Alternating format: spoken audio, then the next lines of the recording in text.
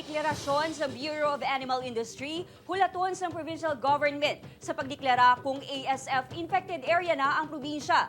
Mga hog raisers nga apektado, ipaidalom sa validation para sa insurance. Yaring balita nga aton gintutukan.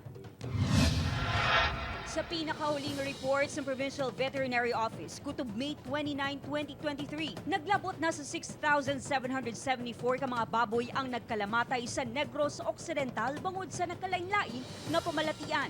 Pero sa pihak sa nasambit nga numero, sa karon wala pa sang plano ang provincial government nga ideklara nga infected area na sang African swine fever ang probinsya. Suno kay Negros Occidental Governor Eugenio Jose Lacson, ang Bureau of Animal Industry lang ang makakumpirma kung may ASF na sa probinsya. There has been no declaration as far as the province is concerned that we are ASF infected.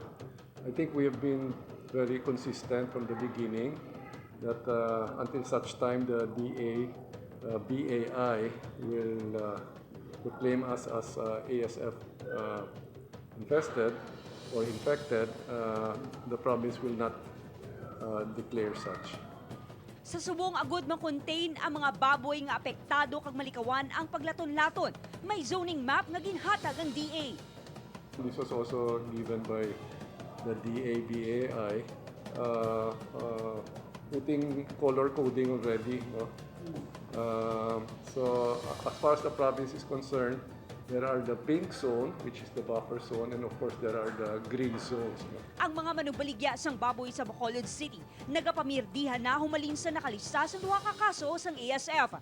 Ang 300 kada kilo sang baboy, ang ginabaligya na lang sa karon sa 260 o kung 270 kada kilo. Kami gigadjust kay gaano mga manugbakal mo, ano mga manugbakal, pupulbaan man sila blaw.